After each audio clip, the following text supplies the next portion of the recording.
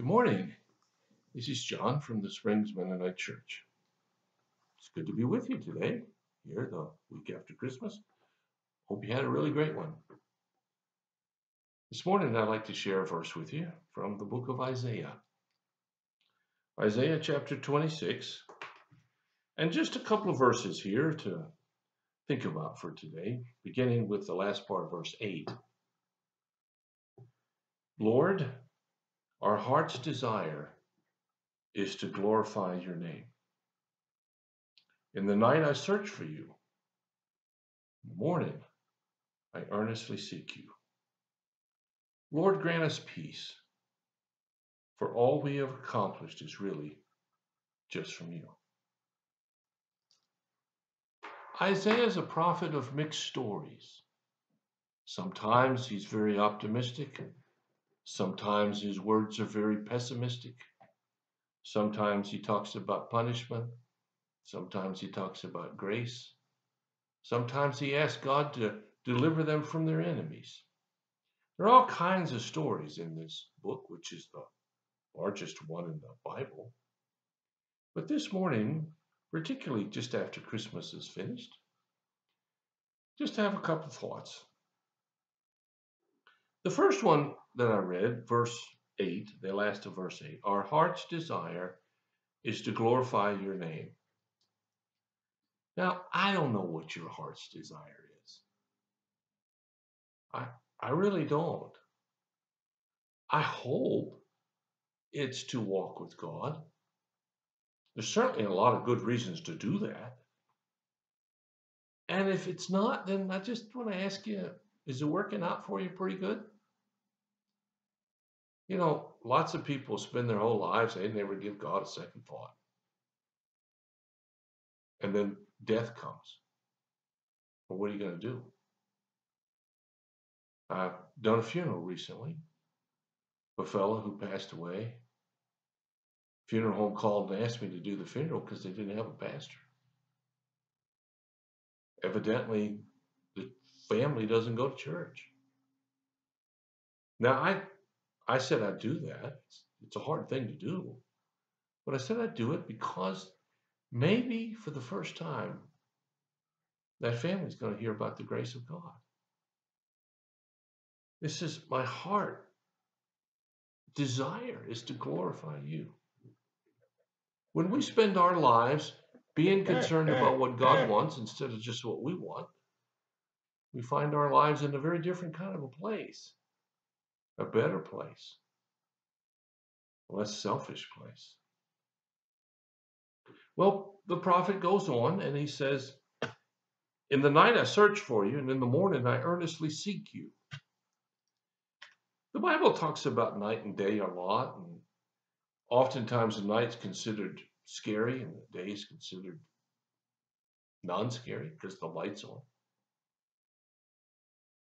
And there's a lot of times it talks about searching God. And I don't have any brilliant wisdom about what the difference in these two phrases mean. If I did, I'd pass them along. But what I do know is this. That Isaiah says, in the night I search for you, in the morning I earnestly seek you. I seem to think that, you know, at night, at the end of the day, you've already spent a day doing something. And now it's past. You can't change it. You can't even redo it. I think that's why we ought to be careful in what we say and what we do, because once it's done, it's done. And there's no going back. And so in the evening, we search God and we seek God and we thank him for what he has done, what he allowed us to do. And then the morning it says, I earnestly seek you, because today, this morning, is a new day.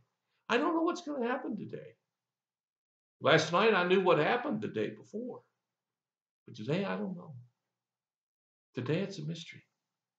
Today, something is coming that I may never have anticipated. And it says, I earnestly seek you. I really seek God. Have you ever sought something earnestly? I mean, a lot of people seek a career A lot of people seek financial wisdom or financial rewards. A lot of people seek something, but have you ever earnestly, meaning with all that you have, gone after something? Well, I know we think we have, but that doesn't mean that we actually did. But here, Isaiah said, I earnestly seek you, God. And imagine what your day would look like if that's what you did first thing in the morning. Now, according to the memes that you see and the cartoons, the first thing you do is you get that cup of coffee. Well, I don't drink coffee, so I don't do that one. I know, we're strange. Faith and I are strange. Neither one of us drink coffee. Neither one of us ever have drunk coffee. We don't feel deprived in the slightest. Some people just run to the shower. For me, I've gotten in the habit recently. Maybe it's because I want the shower to warm up, Maybe there's an ulterior motive here. But I like to look out our window, which oversees the east, and see what the sun's doing. Get some really brilliant sunrises. I've taken a few pictures and posted them in places. But I like to take that few minutes and look at the world around me. Maybe when you get up, you can take a few minutes and think about the world that God's placed you in and what it is you have to do today. Not what's on your calendar, but what's not on your calendar that God's going to have you do. Well, and then the last verse that I read here comes from verse 12. Lord, you will grant us peace. All we have accomplished is really from you. Here we see an attitude that is amazing. It's an attitude of recognition. Who's the real source of who we are? I know your parents helped to make you. Your teachers helped to make you. Your siblings had a lot to do with it. And if you're married, your spouse has a lot to do with it. And then if you have children, your children have a lot to do with it. But what Isaiah is saying here is that, yeah, all that's true. However, God is really the source of all we've accomplished. Recognizing that I didn't do it myself is critical in walking with God. This notion about here that I seek God. Why would I seek Him if I don't think there's any point in it? Why would I seek God if I thought I'd done it all myself?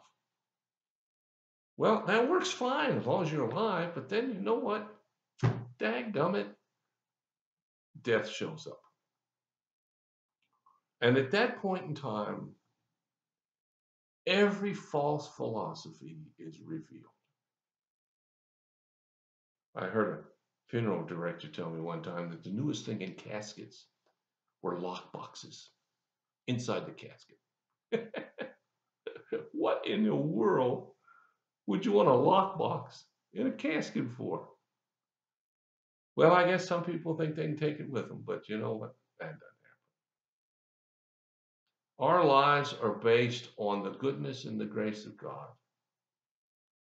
And all that we have comes from Him. I hope you'll think about that today. Just take a couple of minutes and sit down and ponder that. Well, thanks so much for listening. Hope you have a wonderful day. God bless you. I'll talk to you again tomorrow.